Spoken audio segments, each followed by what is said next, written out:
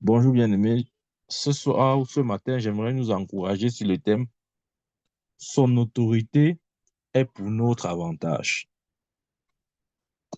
Je répète, son autorité est pour notre avantage.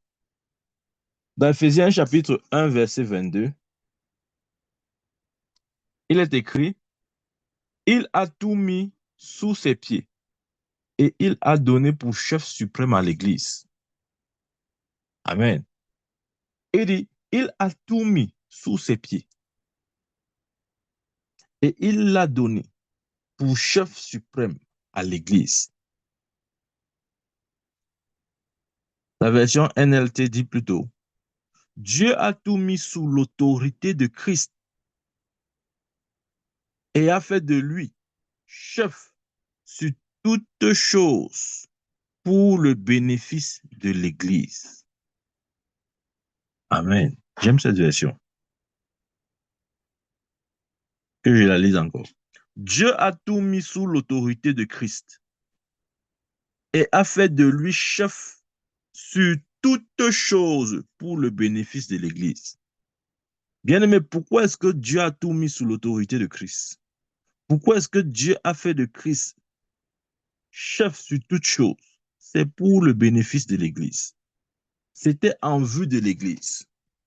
Si Dieu a établi Jésus maître, chef premier en tout, c'était en vue de l'Église. C'était pour, pour notre avantage, pour le bénéfice de l'Église.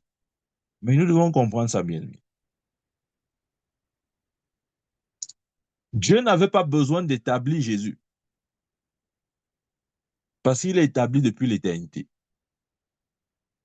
Amen.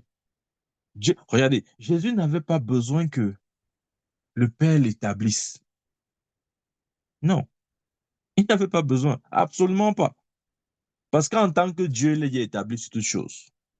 Mais lorsqu'on dit Jésus établi, lorsqu'on dit que Dieu établit Jésus, bien aimé, j'aimerais que ton œil voit au-delà de Jésus, que tu puisses voir l'Église en fait. Parce que le but d'établir Jésus, c'est justement d'introniser l'Église. Dans la pensée de Dieu, il s'agissait de l'Église. Dieu voyait l'Église et non Christ seulement. Parce que Christ de lui-même ou par lui-même, il est déjà chef de toutes choses. Il n'a pas besoin que le Père l'établisse sur quoi que ce soit. Non. Par essence, il est Dieu, égal au Père. Donc, il est déjà chef, il est Dieu, il est tout, tout, tout. Mais si il a été établi, si le Père, il a plu au Père de l'établir, c'est simplement pour une seule raison. Pour le bénéfice ou pour notre avantage, pour l'avantage de l'Église. Amen. Je dis ceci parce que concevoir l'autorité de Jésus en, en la dissociant cette autorité de, de, de l'institution qu'est l'Église, c'est vraiment ne pas comprendre les Écritures. Nous ne pouvons pas dissocier Jésus de l'Église. Ça, nous devons comprendre. Et c'est pourquoi lorsque Paul parle de l'Église, il présente l'Église comme étant le corps de Christ. Parce qu'il veut montrer justement cette relation d'unité, cette relation c'est-à-dire du fait que nous soyons inséparables de lui. Lorsqu'il dit que nous sommes le corps de Christ et que Christ est la tête, l'idée derrière cette communication, c'est de nous dire que nous ne pouvons jamais être séparés. Bien-aimé, il est impossible, quelle que soit la méthode ou l'approche médicale, il est impossible de dissocier la tête du corps. Même en médecine, ça n'existe pas. On ne peut pas diviser la tête, on ne peut pas séparer la tête du corps. Ça n'existe pas. Amen. Donc, quand Paul présente l'Église comme étant le corps de Christ, il veut simplement dire que de la même manière que la tête ne peut pas être divisée ou séparée de son corps, c'est comme ça que nous sommes joints à Christ. Amen. Autrement dit, l'établissement de Christ comme chef sur toute chose, c'est l'établissement de l'Église. Je l'ai dit, Jésus lui-même, en tant qu'individu, il n'avait pas besoin de ça. Jésus, en tant qu'individu, il n'avait pas besoin de défier même, de vaincre même Satan. Parce que Satan ne peut pas être supérieur à Jésus. C'est pas possible. La créature ne peut pas être plus grande que le créateur. N'oublions pas, Jésus, c'est le créateur. Donc, de ce point, vu de cette manière, il n'avait pas besoin de vaincre Satan. Parce que Satan a toujours été et sera pour l'éternité infiniment petit devant le Seigneur. Mais si Jésus a vaincu Satan, c'est pour l'Église. La victoire de Jésus sur Satan, c'est la victoire de l'Église. Christ n'avait pas besoin de cette victoire parce qu'il est pour l'éternité supérieur à Satan, étant le créateur de toutes choses. Amen. Donc, si nous comprenons ou si nous acceptons qu'en Christ ou que Christ a l'autorité suprême, nous devons aussi dire que l'Église a l'autorité suprême. Parce que ces deux vérités sont conjointes, ça ne se sépare pas, bien aimé. Amen. Nous devons comprendre que l'Église de Jésus-Christ sur terre est cette force indomptable. On ne peut pas dompter l'Église, bien aimé. C'est pourquoi tout ce que quiconque essaye de faire, en allant depuis les nations puissantes, dites puissantes, jusqu'aux nations moins importantes, tout ce qu'ils essayent de faire, ou tout ce qu'ils ont essayé de faire pour détruire l'Église, ça n'a jamais marché. Et ça ne marchera jamais. Parce que l'Église est cette force indomptable. Jésus a dit, je bâtirai mon Église. Les portes de ce jeu de mort ne prévaudront point contre elle. Amen. Parce que l'Église est cette force indomptable. Bien-aimé, je suis de ceux qui pensent fermement, et ça je le dis, je le crois de tout cœur, qu'aucune institution, qu'aucun pouvoir, aucun gouvernement, aucune entité ne peut tenir contre l'Église. Ce n'est pas possible. Ce n'est pas possible pour la simple raison que celui qui se tient à la tête de l'Église, ce n'est pas un homme.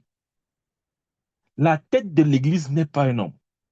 La tête de l'Église, c'est Jésus-Christ de Nazareth. Ce n'est pas un homme. Et si c'est Jésus, la tête, qui peut combattre contre lui?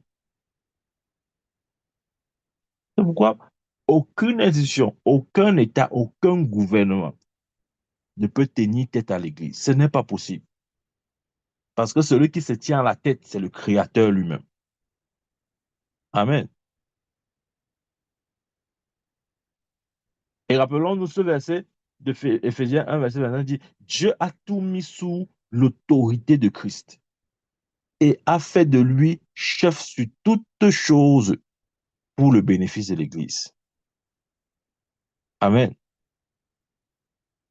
Ça veut dire que Jésus règne sur tout ce qui existe, monde visible comme invisible, sur toute domination, sur tout prince, sur toute principauté, sur tout dirigeant, sur toute autorité, sur tout gouvernement.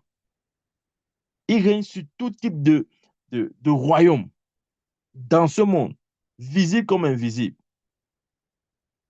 Et je dis encore, le but de ce règne-là, ou de cette domination, c'est pour le bénéfice de l'Église. Ouais, le problème que nous avons longtemps commis, c'est euh, l'erreur que nous avons longtemps commise, c'était de dissocier Christ de l'Église. Nous voyons dans les Écritures beaucoup de mérites, beaucoup de choses, beaucoup d'attributs liés à Jésus. Mais des fois, nous disons, ah non, c'est Jésus. Ah, c'est quand même Jésus. Ah non, il s'agit de Jésus. Bien aimé, la compréhension de l'autorité de Christ doit être automatiquement liée à l'Église. Nous ne pouvons pas parler de l'autorité de Christ sans parler de celle de l'Église. Parce que si Jésus a été revêtu de cette autorité, c'est pour le bénéfice de l'Église. Comment je le sais? Lui-même, il a dit, comme le Père m'a envoyé, moi aussi je vous envoie. Dans Jean 20, là-bas. Comme le Père m'a envoyé, moi aussi je vous envoie. Comment le Père l'a envoyé? Avec toute autorité. Et comment il nous envoie? De la même manière, c'est-à-dire avec toute autorité. Autrement dit, c'est avec son autorité que nous sommes sur terre, que nous vivons et que nous régnons sur terre. Amen. Ce n'est pas surprenant quand nous voyons Paul dire dans Ephésiens 2, verset 6, assis avec Christ dans les lieux célestes. Amen. Nous sommes assis avec Christ dans les lieux célestes, à la droite de Dieu. Ouais, il faut faire la différence entre la droite de Dieu et le côté droit. Ouais, les gens pensent que quand on dit que Jésus est assis à la droite de Dieu, ça veut dire que euh, si tu vois Dieu comme ça, là, tu regardes un peu vers le côté droit, tu vas voir Jésus. Non, ce n'est pas ça. Quand la Bible dit que Jésus est assis à la droite de Dieu, la droite de Dieu parle de cette position d'autorité, de puissance et de pouvoir. En d'autres termes, c'est Jésus qui détient l'exécutif. C'est lui qui a le pouvoir. C'est lui qui incarne le pouvoir. Et c'est lui qui est le pouvoir. Et ne parlons pas de lui sans parler de l'Église. Parce qu'il est la tête, nous sommes le corps. Ça veut dire que l'Église a le pouvoir. L'Église incarne le pouvoir. Et l'Église est le pouvoir de Dieu sur terre. C'est pourquoi il est impossible pour quiconque de détruire l'Église. Ça ne va jamais exister. Depuis que le Saint-Esprit est descendu dans Actes chapitre 2, jusqu'à l'enlèvement de l'Église sera toujours triomphante. C'est notre nature. Amen. Les gens ont essayé d'éteindre le christianisme depuis sa naissance jusqu'à aujourd'hui. Personne n'a pu l'éteindre. Parce que celui qui est à la tête du christianisme, ce n'est pas un homme religieux. Ce n'est pas un homme religieux. Ce n'est même pas une entité spirituelle quelconque. C'est le Dieu Tout-Puissant. Bien-aimé, c'est le Dieu Tout-Puissant. Celui qui était, qui est et qui vient. C'est lui qui est à la tête du christianisme. C'est pourquoi on peut pas tuer le christianisme. On ne peut pas détruire le christianisme. Les empereurs, ceux qui ont régné dans les siècles passés, ont essayé d'éteindre l'Église. Ils n'ont pas pu. Ils se sont même dit, OK, on va essayer de tuer les leaders. En tuant les leaders, cette religion va certainement s'arrêter. Bien aimé, ça ne s'est pas arrêté. Ils ont tué les apôtres. Ils ont tué les piliers. Ils ont tué les colonnes qui constituaient les 12 apôtres. Mais le christianisme est toujours vivant, plus répandu sur terre et plus efficace qu'à l'époque même des apôtres. Parce que celui qui est à la tête du christianisme, ce n'est pas un homme, c'est Jésus de Nazareth. Amen. C'est pourquoi il est impossible de bloquer le mouvement de l'esprit. Il est impossible de bloquer l'Église. Parce que l'Église n'est que le corps. La tête, c'est Christ. Amen. Et la bonne nouvelle, c'est que si Jésus s'est assis sur le trône de Dieu, puisque la Bible le dit dans Apocalypse, ça veut dire que l'Église est où? Maintenant, raisonnons. Si la tête est sur le trône, le corps est où? Tu vois, c'est ça ton problème. C'est que tu as toujours cru que euh, tu es un pauvre petit pécheur. Vraiment, il faut que tu pries Dieu pour tes péchés. Vraiment, Dieu doit se souvenir de toi. Vraiment, quand il reviendra dans sa gloire, on est, voilà nous prier. On dit, oh Seigneur, comme cet homme sur la croix qui a dit, souviens-toi de moi quand tu viendras dans ta gloire. Oh Dieu, je veux aussi dire ce soir, souviens-toi de moi quand tu viendras dans ta gloire. Voilà, les chrétiens prient comme ça et puis ils pleurent. Après, ils disent non, le Saint-Esprit était là. Oh frère, le Saint-Esprit nous a visités. Tu n'étais pas là hier, mais la réunion d'hier, le Saint-Esprit est descendu. Pourquoi? Parce que quelqu'un s'est levé. Il a fait une prière aussi charnelle que celle-là. Ça a un peu agité les émotions des gens. À la fin, on a dit que le Saint-Esprit est là. Parce on peine encore de comprendre qui nous sommes. Nous sommes le corps de Christ bien-aimé.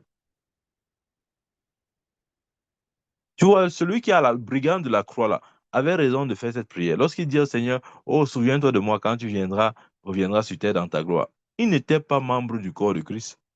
Sa prière était justifiée. Mais toi, tu es membre du corps. Non, ça t'énerve, tu n'aimes pas ça. Tu veux seulement dire à Jésus comment vraiment, vraiment, souviens-toi. Après, on va chanter, les gens disent, après, on dit, Seigneur, me voici, elle n'entend pas mon nom. Oh.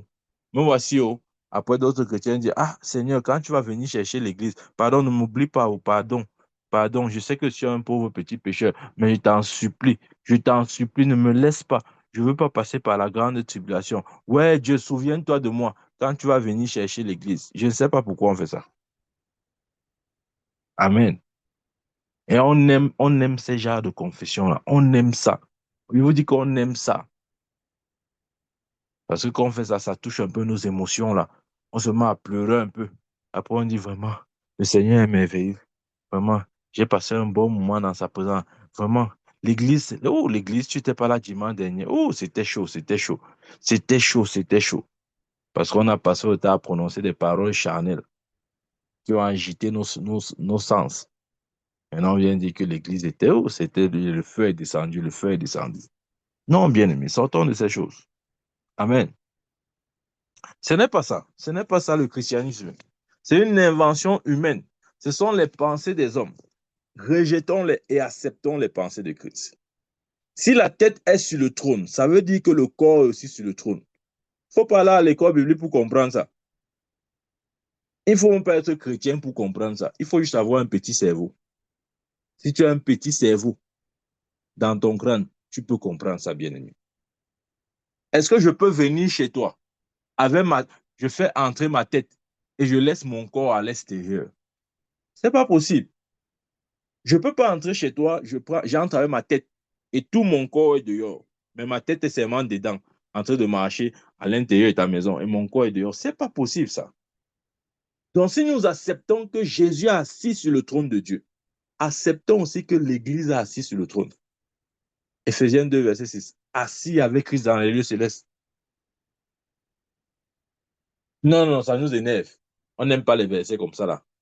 On n'aime pas les versets comme ça. On aime seulement les versets qui disent que si nous disons que nous n'avons pas péché, nous sommes menteurs et nous faisons Dieu menteur. Bien aimé, la Bible dit, si nous, vraiment, ça, qu'est-ce qui nous arrive? On dit que non, non, on a un avocat, Jésus-Christ, auprès de Dieu. Il intercède pour nous. C'est notre avocat. Si je pêche, il n'y a pas de problème. Il va intercéder. Laissons un peu ces versets des bébés là. Grandissons et prenons notre place. Oui, Jésus avait dit, je m'en vais vers mon Père vous préparer une place. Il y a des demeures. Si ce n'était pas le cas, je ne vous aurais pas dit. Je m'en vais vous préparer une place. Je reviendrai vous chercher, afin que là où je sois, vous aussi vous soyez. Cette place, j'ai dit, c'est Christ. C'est nous en Christ. Bien aimé, au courant de cette année, que tu le veuilles ou pas, tu vas te voir en Christ. Amen. Parce que Christ est venu en toi pour que tu sois en lui. Jésus pouvait dire, je suis dans le Père et le Père en moi. Amen. Tu dois te voir en Christ. Tu dois maintenant te voir être établi dans ce lieu, cette place que Christ a préparée, qui est Christ lui-même. Christ est notre environnement. Christ est notre lieu. Christ est notre repos. Tu dois te voir là-bas, bien-aimé. Et tu vois, tu ne peux pas te voir là-bas si tu continues à entretenir les pensées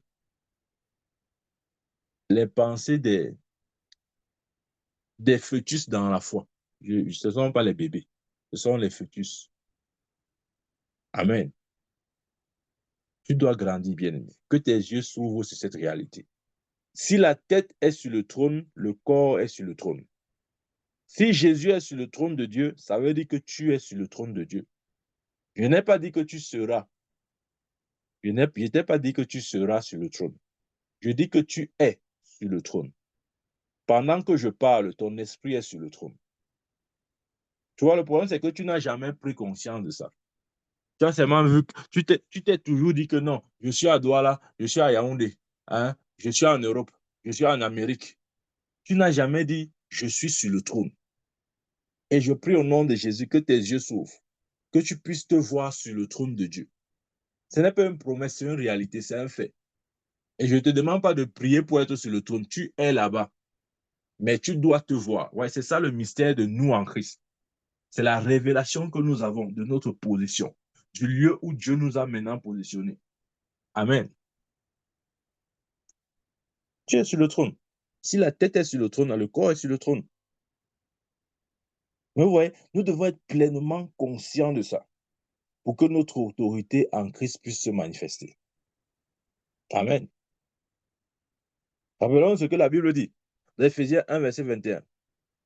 La Bible dit, il est au-dessus de toute domination, de toute autorité, de toute puissance, de toute dignité et de tout nom qui peut se nommer non seulement dans le siècle présent, mais encore dans le siècle à venir. Maintenant, quand on lit comme ça, on dit, ouh, waouh, notre Seigneur Jésus est puissant. Oh Seigneur, je te remercie parce que tu es puissant.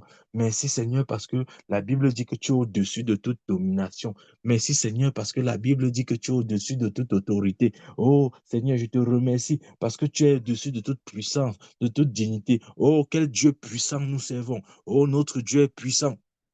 On va voir les choses comme ça là. Après, on s'arrête. Ouais. On ne s'identifie pas dans cette réalité-là. Bien aimé, quand la Bible dit que Christ est au-dessus de toute domination, autorité, puissance, dignité, tout nom qui peut se nommer, non seulement dans le siècle présent, mais encore dans le siècle à venir. Il s'agit de toi. Ouais, le mystère de moi en Christ, c'est ça aussi. C'est de commencer à se voir littéralement en Christ. De ne plus seulement lire les versets et les attribuer à Jésus uniquement, mais de commencer à se voir dans ces versets-là. Parce qu'il est la tête et je suis le corps. Amen. La réalité de la tête, c'est la réalité du corps. Ouais, la Bible dit quoi? C'est l'huile qui descend, c'est comme l'huile qui descend sur la tête, qui coule sur la barbe et coule sur le bord du vêtement. Amen. Parce que l'huile qui est sur la tête, c'est l'huile qui descend sur le corps. L'autorité que la tête a reçue, c'est la même autorité que Dieu donne au corps. Donc, quand tu lis ce verset, ne dis pas seulement, oh, mon Seigneur Jésus est puissant. Dieu établit Jésus au-dessus de toute domination. Confesse pour toi-même, je suis établi au-dessus de toute domination. Je suis établi au-dessus de toute autorité. Je suis établi au-dessus de toute puissance. Je suis établi au-dessus de toute dignité. Je suis établi au-dessus de tout nom qui peut se nommer, non seulement dans le siècle présent, mais dans le siècle à venir. Ouais, c'est là où ça commence à être intéressant. Ouais, même dans la vie, hein, observez bien.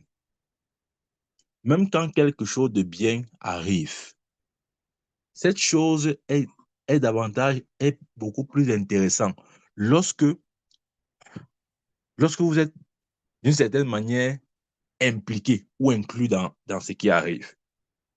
Je prends un exemple. Je prends un exemple. Si, si votre collègue, OK, si votre collègue vous dit, oh, on m'a fait un bonus de 2 millions de francs, par exemple, vous pouvez être content pour lui. Ah, tu es chanceux. Le boss a pensé à toi cette année. Mais c'est différent. Si ce même bonus, on te le donne. Vous voyez ce qu'il veut dire? C'est-à-dire que lorsque nous nous voyons dans quelque chose, comment dire, l'impact ou la façon de percevoir devient différente. La façon devient différente. Pourquoi? Parce que nous nous voyons dedans. Nous sommes impliqués. Il est question de nous. Vous voyez, dire juste que Jésus est établi au-dessus de tout, d'autodomination, autorité, toutes ces choses-là. C'est vrai, mais ça ne change pas notre situation. Je te dis la vérité, je dois te dire la vérité. Tu peux confesser ça toute ta vie. Rien ne va changer dans ta vie. Mais le jour que tu vas dire, je suis établi au-dessus de toute autorité, de toute domination, de toute puissance, de toute dignité, de tout nom qui peut se nommer, non seulement dans le siècle présent, mais encore dans le siècle à venir. Le jour où tu vas commencer à prononcer ces paroles pour ton propre compte, tu vas voir que ta vie va commencer à changer. Amen. Ta vie va changer. Je te dis que ta vie va changer. Ouais, nous ne lisons plus la Bible, on dit que, oh, Jésus. La Bible dit que Jésus est établi au-dessus de toute domination, de toute autorité, de toute puissance, de toute dignité, de tout nom qui peut se nommer, non seulement dans le siècle. Ça, c'est la récitation. Et toi alors? Oui, ça, c'est Jésus et toi. Ouais, un jour, Jésus avait demandé à ses disciples, que dit-on que je suis? Les gens ont pris la parole en disant, oh, les gens disent que tu es Élie le prophète. Oh, les gens disent que tu es Jean-Baptiste. Oh, les gens disent que tu es un prophète de l'Ancien Testament. Après avoir tout suivi, Jésus a dit, et vous, que dites-vous que je suis? Bien aimé, ce qui compte, c'est ce que toi tu dis. Toi, tu dis quoi? Nous aimons bien citer ce que les autres ont dit. Ou nous aimons bien citer ce que, je ne sais pas moi, nous aimons bien parler des autres. Mais qu'est-ce que nous-mêmes nous disons? Et ça, c'est important. Il a dit, et vous, que dites-vous que je suis? Pierre, poussé par le Saint-Esprit, a dit, tu es le Fils, tu es le Christ, le Fils du Dieu vivant. Il a dit, Pierre, tu es heureux car ce n'est ni la chair et le sang qui t'ont révélé, mais c'est mon Père qui est dans les cieux. Et moi, je te dis, tu es Pierre, et sur cette pierre, je bâtirai mon église. C'est quand il a eu une révélation personnelle. C'est ça qui a changé sa vie. Bien aimé, quand tu vas commencer à te voir dans toutes les paroles que Dieu a adressées à Christ, c'est là où ta vie va changer. Et c'est ça le mystère de moi en Christ. Amen. Nous devons savoir pourquoi est-ce qu'il est venu en nous. C'est afin que nous soyons en lui. Rappelons-nous, j'ai dit dimanche, ils sont sortis d'Israël, d'Égypte pour entrer dans la terre promise. Dieu les a fait sortir dans un but. C'était pour qu'ils entrent quelque part. Amen. Bien-aimé, ne manque pas d'entrer. Et ta terre promise, c'est Christ lui-même.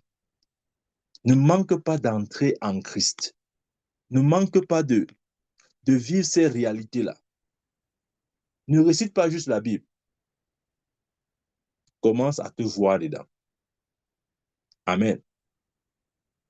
Et le verset suivant dit, Dieu a tout mis sous ses pieds et l'a donné pour chef suprême à l'Église. Waouh. Dieu a tout mis sous ses pieds et l'a donné pour chef suprême à l'Église. C'est ce que la version NLT dit. Dieu a tout mis sous l'autorité de Christ et a fait de lui chef sur toutes choses pour le bénéfice de l'Église. Amen.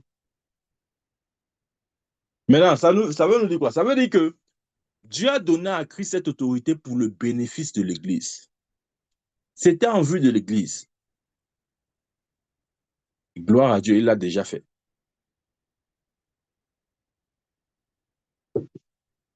Bien aimé, ça c'est une vérité forte qu'il faut comprendre.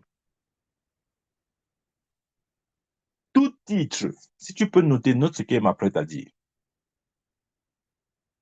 Tout titre et pouvoir donné à Jésus sera inutile si nous, c'est-à-dire l'Église, si nous ne l'utilisons pas.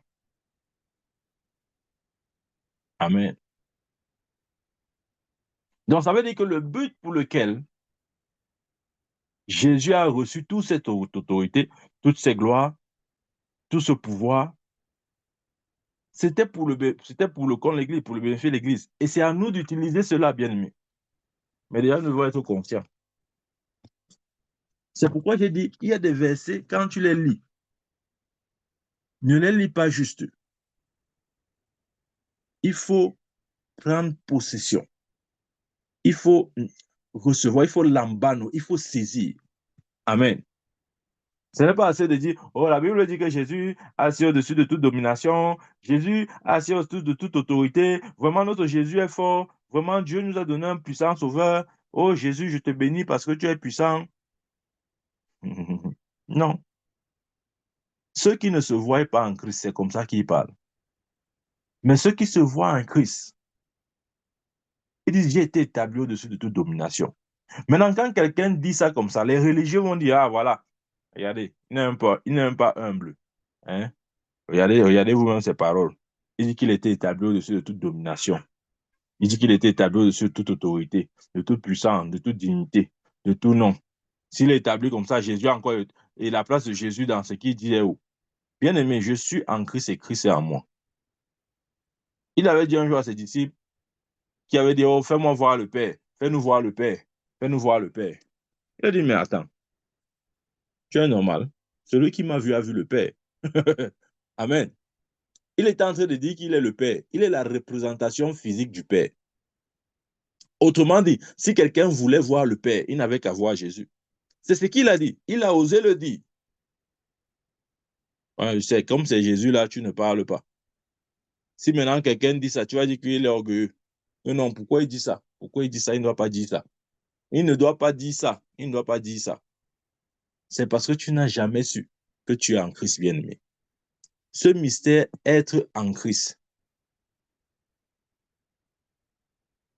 nous amène à dire à ceux qui ne sont pas en Christ, celui qui m'a vu a vu le Père. Non, mais je vais même loin. Tu vas commencer à dire, non, mon prophète, comment tu vis avec les confessions dures comme ça là?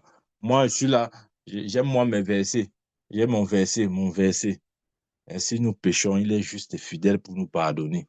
Je- Mon prophète, prêche-nous plutôt la partie là. C'est ce que nous, on veut entendre. Comment tu dis que celui qui m'a vu a vu le Père? Voilà, tu y as dévié, n'est-ce pas? Non, bien aimé. C'est ce que la Bible enseigne. La Bible dit nous sommes une seule plante avec lui. Qu'est-ce que ça veut dire? Ça veut dire ce que ça veut dire, bien aimé. Pour ceux qui ne sont pas du royaume, s'ils m'ont vu, ils ont vu Jésus. S'ils m'ont vu, ils ont vu le Père.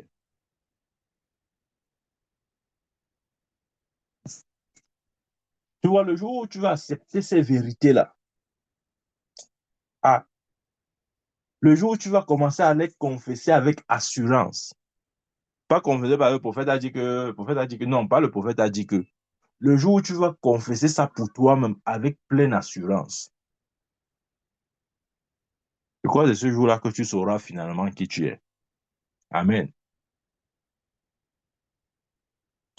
Dieu nous a donné Jésus-Christ, Dieu nous a donné son autorité, son pouvoir, afin que nous l'utilisions. Amen. Nous devons utiliser. Il a dit, je vous ai donné le pouvoir de marcher sur les serpents, les scorpions, sur toute la puissance de l'ennemi, et rien ne pourra vous nuire. En d'autres termes, je vous ai donné le pouvoir d'assujettir Satan, de dominer sur toutes les circonstances. Qui assujettit, qui domine? Ce n'est pas Jésus, c'est nous. Comment cela est possible? C'est possible parce que, je vais vous dire, la Bible dit que Jésus était établi au-dessus de toute domination, ok? De toute autorité, de toute puissance, de toute dignité, de tout nom, qui peut se nommer non seulement dans le siècle présent, mais aussi dans le siècle à venir. Ça, c'est vrai. Maintenant, je nous amène progressivement dans la compréhension. Et en même temps, la Bible dit que Jésus est la tête et que l'Église est le corps. Supposons dans cette représentation que tu es même seulement l'orteil, c'est-à-dire la partie la plus basse du corps. Imagine que tu es l'orteil, que tu sois l'orteil de cet ensemble-là. Parce que l'Église, c'est le corps, n'est-ce pas? Et en tant que corps, certains sont des mains, d'autres des bras, d'autres des cuisses, d'autres des jambes, d'autres des chevilles. Et la plus basse partie du corps, c'est peut-être l'orteil. Supposons même que oui, dans cette chaîne, tu occupes la partie la plus basse, l'orteil. La bonne nouvelle, c'est que il dit qu'il a tout mis sous les pieds de Jésus. Donc, même si tu es l'orteil, tu restes encore supérieur à toute la puissance de l'ennemi. Tu restes encore supérieur à toute dignité, autorité, tout ce qui peut se nommer. Je dis, même si tu es l'orteil, je suppose que dans cette constitution ou dans cette représentation, tu symbolises l'orteil. Même en tant qu'orteil, si tu es même le pied, la partie la plus basse, bien aimée, il a dit qu'il a mis sous ses pieds. Donc, ce n'est pas un abus de dire que je suis établi au-dessus de toute domination, de toute autorité, de toute puissance, de toute dignité, de tout nom qui peut se nommer, non seulement dans le siècle présent, mais encore dans le siècle à venir. C'est une réalité. Ce n'est pas un abus. Parce qu'il a tout mis sous les pieds. Et l'Église est le corps. Donc, si tu as un élément de la partie la plus basse, qui est les pieds, tu restes encore supérieur à toute domination, autorité, puissance, dignité, tout nom qui peut se nommer dans le siècle présent, dans le siècle à venir. C'est une réalité bien aimée. Tu vois, tu dois voir ces choses-là.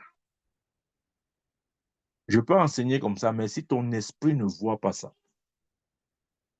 si ton esprit ne reconnaît pas ces vérités-là, si ton esprit n'accepte pas ces vérités-là, ça sera juste des belles paroles dans ton oreille. Mais je prie au nom de Jésus que ton cœur soit ouvert pour comprendre. Amen. Donc, si c'est le cas d'ailleurs, c'est l'Église qui est en charge de ce monde. Ce n'est pas Satan. Nous avons le pouvoir de dompter. Nous avons le pouvoir de remplir cette terre de la justice de Dieu, de la gloire de Dieu, de la grâce de Dieu. C'est notre mission. Il a dit, ceux qui reçoivent l'abondance de la grâce et le don de justice régneront par Jésus-Christ dans cette vie. C'est pourquoi chaque jour, confesse cela pour toi-même. Dis, je règne et domine sur Satan, les éléments de ce monde. Tu dois confesser ça régulièrement. Ne confesse pas maintenant et puis tu oublies. Non, ça doit être ta confession quotidienne. Au nom de Jésus-Christ, je règne. Au nom de Jésus-Christ, je domine sur Satan. Au nom de Jésus-Christ, je domine sur les éléments de ce monde, sur les choses visibles et invisibles.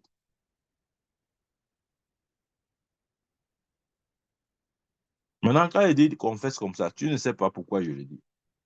Je le dis parce que les choses sont établies sur la base de nos déclarations. Quel que soit ce que tu connais, si ce que tu connais n'a pas été déclaré, ça ne sera pas établi. Amen. C'est lorsque Jésus a dit Lazare sort que Lazare est sorti. Lazare n'est pas sorti avant. Parce que Dieu établit lorsque nous proclamons. C'est lorsqu'il s'est tenu devant la tombe. Il a dit Lazare sort. C'est à ce moment-là, uniquement à ce moment, que Lazare est sorti. Mais avant qu'il ne déclare, Lazare était dans sa tombe. Bien aimé, ce qu'elle veut que tu saches, c'est que c'est lorsque tu confesses que tu établis. C'est lorsque tu proclames que tu établis. C'est pourquoi ne manque jamais de confesser. Ne manque jamais de proclamer. Tu es en train d'établir des choses dans le règne de l'esprit. Amen.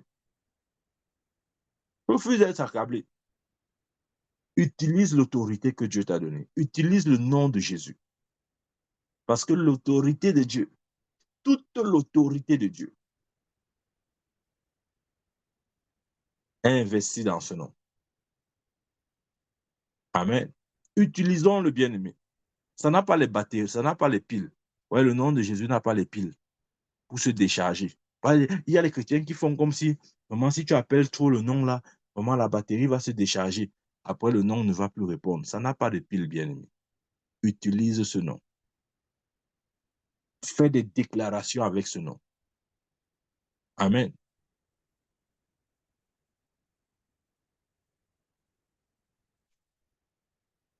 Maintenant, il y a on dit, est-ce que c'est nécessaire de procéder de cette manière? Ce n'est que comme ça. Il n'y a pas deux options. Je dis qu'il n'y a pas deux options. Si nous ne sommes pas assez audacieux pour confesser ce que Dieu a dit pour nous dans sa parole, Dieu ne sera pas prêt à confirmer. Amen. Il va confirmer quoi? Puisque rien n'a été proclamé. Bien-aimé, proclame. N'aie pas peur, parle. Ne te demande pas si c'est nécessaire, c'est ce qu'il faut faire.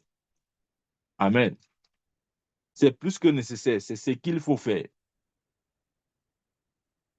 C'est ce qu'il faut faire. Amen.